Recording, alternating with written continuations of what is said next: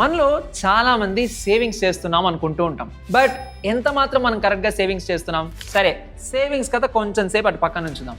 ఒక్కసారి మీరే ఆలోచించండి. ఫర్ ఎగ్జాంపుల్, మీరు ఒక టైర్ 1 సిటీలో జాబ్ చేస్తున్నారు అనుకుందాం. అండ్ మీ పే స్కేల్ కూడా బాగానే ఉండొచ్చు. బట్ మీరు ఈ పే స్కేల్లో ఎంతవరకు సేవింగ్స్ చేస్తూ ఉంటారు? అంటే మీ ఎక్స్పెన్సెస్, మీ నీడ్స్, మీ వాంట్స్ ఇవన్నీ కాకుండా మీరు ఎంతవరకు సేవ్ చేస్తున్నారు? అండ్ ఆ సేవ్ చేసిన అమౌంట్ మీకు ఎంతవరకు సేఫ్ అవుతుంది? సరే, టైర్ 1 ఓకే. ఇప్పుడు టైర్ 2, టైర్ 3 సిటీస్కి వద్దాం. సో ఇలాంటి సిటీస్లో మీకు జాబ్ ఆపర్చునిటీస్ అనేవి చాలా తక్కువగా ఉంటాయి. సో ఇక్కడ జాబ్ చేసే వాళ్ళకు వచ్చే పే స్కేల్ కూడా కొంచెం మీడియం రేంజ్లోనే ఉంటుంది. సో వీళ్ళు ఎంతవరకు సేవ్ చేస్తున్నారు? ఇన్ కేస్ వాళ్ళు సేవ్ చేస్తున్నా అది ఇన్ఫ్లేషన్ నుంచి వాళ్ళని కాపాడుతుందా? సో ఇవాళ అయితే నేను ఈ వీడియోలో టాప్ 5 సేవింగ్ మిస్టేక్స్ గురించి అయితే మాట్లాడదాం అనుకుంటున్నాను. సో ఇంతవరకు ఈ ఛానల్ ఎవరైనా కొత్తగా చూస్తున్నా లేకపోతే సబ్స్క్రైబ్ చేసుకోకుండా చూస్తున్నా ముందు మై పైసా ఛానల్ అయితే సబ్స్క్రైబ్ చేసుకోండి. ఇంకా ఏమాత్రం ఆలస్యం చేయకుండా వీడియోలకైతే వెళ్ళిపోదాం. ఇండియాలో రఫ్ గా చూసుకున్న హిస్టారికల్ గా ఇన్ఫ్లేషన్ అనేది ఒక 6% వరకు ఉంది. సో ఇప్పుడు మీ సేవింగ్స్ మీకు సరిపోయినా ఇంకా ఫ్యూచర్లో అంటే రానున్న రోజుల్లో ఇన్ఫ్లేషన్ పెరిగిందంటే మీకు ఆ సేవింగ్స్ అనేది ఎంతవరకు హెల్ప్ అవుతాయి? ఇది ఆలోచించాల్సిన ప్రశ్నే. ఎందుకంటే ఫర్ ఎగ్జాంపుల్ ఒక 2020 తీసుకోండి, అప్పుడు మనకి కోవిడ్ వచ్చింది. అలాంటి కోవిడ్ టైంలోనే ఎంతవరకు మనం ఫ్యామిలీని మన సేవింగ్స్తో లీడ్ చేయగలిగాం? చాలా మంది చేయలేకపోయాం. సో బాగా సేవ్ చేసుకున్న వాళ్ళైతే అఫ్ కోర్స్ కొన్ని రోజులు అయితే లీడ్ చేయగలిగారు. బట్ సేవ్ చేసుకున్న వాళ్ళ పరిస్థితి ఆల్రెడీ వాళ్ళకు ఉండేటువంటి ఖర్చులు ఎక్కువ ఉంటాయి. అలాంటి టైంలో కోవిడ్ వచ్చింది. సో అప్పుడు వాళ్ళు ఏం చేస్తారు? సో ఇలాంటి సిచ్యువేషన్స్లోనే మన సేవింగ్స్ అనేవి మనకు హెల్ప్ అవ్వాలి. అన్నిటికంటే ముందుగా మనం చేసే తప్పుల్లో మనం ఫస్ట్ చేసే మిస్టేక్ ఏంటంటే ఎమర్జెన్సీ ఫండ్ లేకపోవడం. So which is no emergency fund. Recent గా నేను ఆర్బీఐ చేసినటువంటి ఒక సర్వేని చూశాను. ఆ సర్వేలో నాకేం తెలిసిందంటే చాలా మంది ఫ్యామిలీస్ లో లిక్విడిటీ అనేది చాలా తక్కువగా ఉంది. అంటే ఏదైనా ఒక సిచ్యువేషన్ జరిగితే, ఒక ఇన్సిడెంట్ జరిగిందంటే ఒక 30 days వరకు వాళ్ళ ఫ్యామిలీని లీడ్ చేయడానికి వాళ్ళ దగ్గర ఎటువంటి సేవింగ్స్ కూడా లేవంట. ఇది ఇలానే కొనసాగితే రానున్న రోజుల్లో ఇన్ కేస్ ఇన్ఫ్లేషన్ పెరిగినట్లయితే చాలా ఇబ్బంది పడతారు. ఎందుకంటే ఒక్క మెడికల్ బిల్ లేదా ఒక జాబ్ లాస్ చాలు. ఇలాంటి సిచ్యువేషన్స్ లోనే మనకి సేవింగ్స్ అనేవి హెల్ప్ అవుతూ ఉండాలి. బట్ ఇవి ఏవి జరిగినా మన సేవింగ్స్ మనకు హెల్ప్ చేయకపోతే అప్పుడు మనం ఎంత కష్టపడి సంపాదించినా దానికి యూసే ఉండదు. ఎందుకంటే ఇలాంటి సిచ్యువేషన్స్ లో మనం చేసే కొన్ని కామన్ మిస్టేక్స్ కూడా ఉంటాయి. ఫర్ ఎగ్జాంపుల్, మన ఇంట్లో మన పేరెంట్స్ కే బాలేదు అనుకుందాం అండ్ వాళ్ళ ట్రీట్మెంట్ కోసం మనకు అమౌంట్ కావాల్సి వస్తుంది. అలాంటి టైంలో మనం చేసే ఫస్ట్ మిస్టేక్ ఏంటి? ఇమీడియట్ గా పర్సనల్ లోన్ అప్రోచ్ అవుతాం. ఒక్కసారి పర్సనల్ లోన్ ఇంట్రెస్ట్ చూసుకోండి. అలానే కొంతమంది ఏం చేస్తారంటే ఈ క్రెడిట్ కార్డ్స్ యూస్ చేస్తూ ఉంటారు. సో క్రెడిట్ కార్డ్ యూస్ చేసినప్పటికీ మీకు ఈఎంఐ ఎంత పడుతుంది? లేదు, ఈ 2 ఆప్షన్స్ వద్దు, మేము హ్యాండ్ లోన్ తీసుకుంటామంటారా? ఓకే, హ్యాండ్ లోన్ తీసుకుంటారు. బట్ తిరిగి టైంకి రీపేమెంట్ చేయకపోతే మీకు ఇంట్రెస్ట్ మీద ఇంట్రెస్ట్ అనేది జనరేట్ అవుతూ ఉంటుంది. సో ఇంకా సేవింగ్స్ ఎక్కడి నుంచి ఉంటాయి? ఉండవు.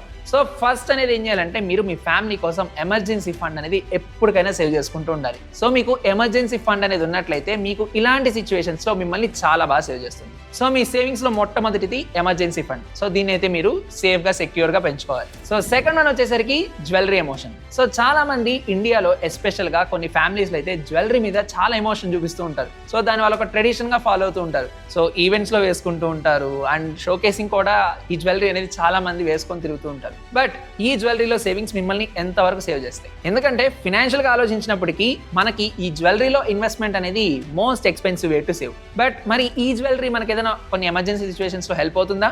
మీరు 2010 లో ఫర్ ఎగ్జాంపుల్ 18,500 రూపీస్ కి ఒక 10 grams గోల్డ్ అయితే పర్చేస్ చేసి ఉంటారు. అండ్ 2025 లో అఫ్ కోర్స్ గోల్డ్ వాల్యూ బానే ఉంది అండ్ మీకు చాలా గ్రోత్ అయితే ఉంది. అంటే ఈ రోజు 10 grams గోల్డ్ కాస్ట్ వచ్చి దాదాపు ఒక 1,10,000 అయితే రఫ్ గా ఉంది. సో 18,500 to 1,10,000 అనేది అఫ్ కోర్స్ ఇంక్రిమెంటే. బట్ మీరు ఆలోచించాల్సింది ఇంకోటి. సో మీరు జ్యువెలరీ పర్చేస్ చేస్తున్నారంటే మీరు ఇన్వెస్ట్మెంట్ అనేది డైరెక్ట్ గా గోల్డ్ లో పెట్టరు, అంటే బిస్కెట్స్ ఆర్ కాయిన్స్ లో పెట్టరు. మీరు ఏం చేస్తారు? ఈ గోల్డ్ అయితే మీరు డిజైన్ చేయించుకుంటారు.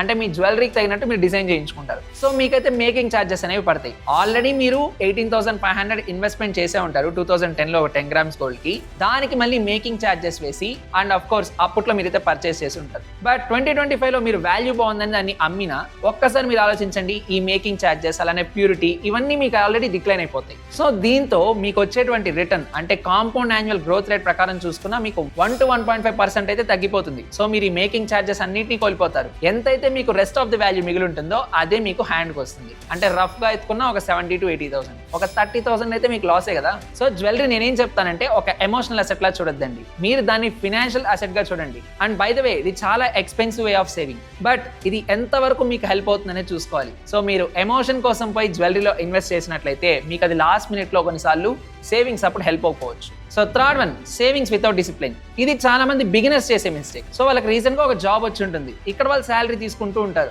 బట్ వాళ్ళు ఉన్నటువంటి సిటీస్ లో వాళ్ళు అక్కడ ఎక్స్పెన్సెస్ అండ్ నీడ్స్, వాంట్స్ ఈ మూడు జాగ్రత్తగా చూసుకోవాలి. సో మనకు కొత్త జాబ్ వచ్చినప్పుడు మనకి ఏమవుతాయి, అఫ్ కోర్స్ మన నీడ్స్ అండ్ వాంట్స్ పెరుగుతూ ఉంటాయి. సో కంపెనీ లైఫ్ స్టైల్ అయినట్టు అప్పుడప్పుడు మనం కొన్ని కొత్త వస్తువులు కూడా పర్చేస్ చేస్తూ ఉంటాం, నిజమే.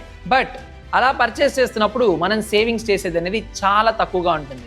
కొన్నిసార్లు మన శాలరీ అంతా కూడా అయిపోతూ ఉంటుంది. సో బిగినర్స్ ఏం చేస్తారంటే సేవింగ్స్ అనేది ప్లాన్ గా పెట్టుకున్నప్పుడు మీరు మీ ఎక్స్పెన్సెస్, నీడ్స్, వాంట్స్ ని సపరేట్ గా, అలానే మీ సేవింగ్స్ ని సపరేట్ గా చూసుకొని సేవ్ చేసుకోవాలి. ఎందుకంటే మీకు వచ్చే శాలరీలో ఒక 10,000 ఎవ్రీ మంత్ సేవ్ చేయాలనుకొని, ఫర్ ఎగ్జాంపుల్ ఒక ఇయర్ లో 3 months మీరు స్కిప్ చేసేసిన మీ ఖర్చుల వల్ల మీకు 30,000 అయితే లాస్ ఉంటుంది. సో అదే ఈ 30,000 మీరు ఎక్కడన్నా మంచిగా కాంపౌండింగ్ అయ్యే చోట ఇన్వెస్ట్ చేసినట్లయితే మీకు మంచి రిటర్న్స్ వస్తాయి. బట్ మీరు ఒక 3 months స్కిప్ చేయడం వల్ల ఈ 30,000 కోల్పోవడమే కాకుండా మీ కాంపౌండ్ ని కూడా మీరు రీచ్ అవ్వలేరు. సో అమౌంట్ ని సేవ్ చేసే విషయంలో discipline is a key factor. So చాలా మంది బిగినర్స్ ఈ వీడియోని చూస్తున్నట్లయితే సేవింగ్స్ అప్పుడు కొంచెం జాగ్రత్తగా ఉండండి. Fourth mistake, high cost loans for small needs. So చాలా మంది మిడిల్ క్లాస్ ఫ్యామిలీస్ లో ఏం జరుగుతూ ఉంటుందంటే వాళ్ళ పిల్లల భవిష్యత్తు కోసం వీళ్ళు టైర్ 1 సిటీస్ కి అయితే షిఫ్ట్ అవుతూ ఉంటారు. అండ్ ఆ టైర్ 1 సిటీస్ కి షిఫ్ట్ అయినప్పుడు వాళ్ళ పిల్లల స్కూల్ ఫీజులు అనేవి కొంచెం ఎక్కువగా ఉంటాయి. అలానే వీళ్ళ నీడ్స్ అండ్ ఎక్స్పెన్సెస్ కూడా కొంచెం పెరిగిపోతూ ఉంటాయి. వీళ్ళు చేసే జాబ్ ని బట్టి వీళ్ళు సేవింగ్స్ అనేవి చేయడం చాలా కష్టం. అండ్ వీళ్ళు ఏం చేస్తూ ఉంటారు, వాళ్ళ పిల్లల భవిష్యత్తు కోసం వీళ్ళైతే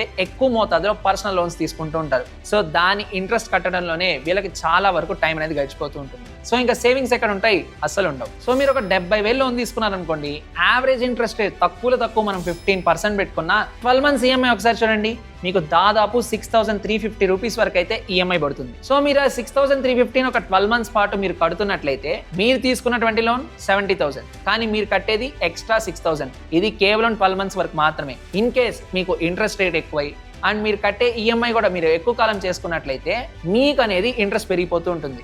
ఇంకా సేవింగ్స్ ఎక్కడ ఉంటాయి, అస్సలు ఉండవు. కాబట్టి చిన్న చిన్న అవసరాల కోసం హై కాస్ట్ లోన్స్ జోలికి అస్సలు వెళ్ళొద్దండి. ఇంకపోతే fifth mistake, keeping money idle in savings bank account. So చాలా మంది సేవింగ్స్ అకౌంట్లో అమౌంట్ అయితే సేవ్ చేస్తూ ఉంటారు. బట్ మీరు ఇక్కడ గుర్తించుకోవాల్సిన విషయం ఇంకోటి ఉంది.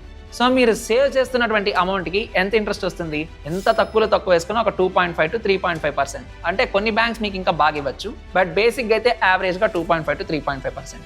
ఆల్రెడీ ఇన్ఫ్లేషనే మనకు 6% ఉంది. సో మీరు ఇలా సేవింగ్స్లో సేవ్ చేస్తున్నప్పటికీ అది మీకు ఎంతవరకు హెల్ప్ అవుతుంది, అస్సలు హెల్ప్ అవుతుంది. ఎందుకంటే మీరు ఎప్పుడైనా కూడా సేవింగ్స్ చేసేటప్పుడు ఇన్ఫ్లేషన్ని బీట్ చేసే చోటే అమౌంట్ని పార్క్ చేయాలి. ఎందుకంటే మీరు సేవింగ్స్ బ్యాంక్లో 1,00,000 రూపాయలు సేవ్ చేశారు అనుకుందాం, బట్ ఇక్కడ నుంచి 1 year తర్వాత తీసుకుంటేనే ఆ అమౌంట్ 1 lakh యొక్క విలువ 94,000 కి పడిపోతుంది. ఆల్రెడీ 1 year కే 6,000 అనేది మనకు తగ్గిపోతుంది, యావరేజ్ ఇన్ఫ్లేషన్ రేట్ 6% పెట్టుకుంటే. సో మీకు లాంగ్ టర్మ్ లో ఇది చాలా పెద్ద లాస్ అవుతుంది. కాబట్టి మీరు ఎక్కడైనా అమౌంట్ ఇన్వెస్ట్ చేస్తున్నా లేకపోతే సేవ్ చేస్తున్నా మీరు ఫస్ట్ ఆఫ్ ఆల్ చూసుకోవాల్సింది కాంపౌండింగ్. సో ఈ 5 మిస్టేక్స్ అయితే మనలో చాలా మంది చేస్తూ ఉంటాం. ఇక మీద మనం ఎప్పుడైనా డబ్బులు సేవ్ చేస్తున్నామంటే అది ఎంతవరకు మనకు హెల్ప్ అవుతుందో చూసుకోవాలి. ఎందుకంటే సేవింగ్స్ అనేది మనకి ఎప్పుడైనా ఒక ఎమర్జెన్సీ సిచ్యువేషన్ వచ్చినప్పుడు అది మనకు హెల్ప్ అయ్యేలా ఉండాలి. సో ఆ డబ్బు అనేది మనకి ఇమీడియట్ గా వచ్చేలా ఉండాలి, అంతేగాని మనం డబ్బు కోసం వెతుక్కోకూడదు. ఇలాంటి సిచ్యువేషన్స్ లోనే మీ సేవింగ్స్ అనేవి మీకు హెల్ప్ చేస్తూ ఉండాలి. కాబట్టి ఈ 5 మిస్టేక్స్ ని మనం కనుక అవాయిడ్ చేసి ఎక్కడైతే మనం డబ్బుని సేఫ్ గా పార్క్ చేస్తే ఇన్ఫ్లేషన్ ని బీట్ చేస్తూ వస్తామో అలాంటి చోట్ల మీరు డబ్బుని సేవ్ చేయండి. ఎందుకంటే అమౌంట్ ని సేవ్ చేసే విషయంలో డిసిప్లిన్ ఇంపార్టెంట్, అలానే మనం లిక్విడిటీని కూడా చూసుకోవాలి. ఇలాంటి కేసెస్ లోనే నేనేం చెప్తానంటే మీకు ఒక సేవింగ్ టూల్ అయితే చెప్పగలను. సో మనం మ్యూచువల్ ఫండ్స్ లో పెట్టాలనుకోండి, అది రిస్క్. అలానే స్టాక్ మార్కెట్స్ చూసుకున్నట్లయితే ఒక్కోసారి మార్కెట్ అనేది వ్యారీ అవుతూ ఉంటుంది. సో సేవింగ్స్ లో మీకు ఎక్కువ % ఇంట్రెస్ట్ అనేది ఇక్కడ నుంచే వస్తుంది, బట్ రిస్క్ కూడా అంతే ఉంటుంది. మీరు రిస్క్ తీసుకోగలిగితే మీరు దీంట్లో అయితే ఇన్వెస్ట్ చేయొచ్చు. అండ్ దానికంటే మీకు ఇంకొక బెటర్ ఆప్షన్ చెప్పగలుగుతాను, which is chit funds. So chit funds అనేది మీకు ఒక డిసిప్లిన్ అయితే అలవాటు చేస్తాయి. మీరు కనుక చిట్ ఫండ్స్ లో ఇన్వెస్ట్ చేస్తున్నట్లయితే ఆల్రెడీ ఇది ఒక పూల్డ్ సేవింగ్ సిస్టమ్స్, అండ్ అలానే ఇండియాలో ఇది ఎప్పటి నుంచో ఫాలో అవుతున్నటువంటి ఒక ట్రెడిషనల్ సిస్టమ్. దీంట్లో మీకు సేవింగ్స్ కమ్ బారోయింగ్స్ రెండూ ఉంటాయి. సో మీకు ఇమీడియట్ గా అమౌంట్ అవసరమైనా మీరు లోన్ తీసుకున్నా మీకు ఇంట్రెస్ట్ అనేది చాలా తక్కువ పడుతుంది. సో మీరు ఆప్షన్ లో అయితే మీరు అమౌంట్ ని సంపాదించుకోవచ్చు. అండ్ మీరు ఆప్షన్ లో డబ్బు గెలిచినప్పటికీ ఏదైతే రిమైనింగ్ అమౌంట్ ఉంటుందో అది మీ ఫ్రెండ్స్ కే, అంటే మీ గ్రూప్ లో ఉన్న వాళ్ళకే డివిడెండ్ లాగా షేర్ చేయబడుతుంది. సో దీనివల్ల మీకు ఏమవుతుంది, ఒక డిసిప్లిన్ వస్తుంది, మీ లిక్విడిటీ అనేది పెరుగుతుంది.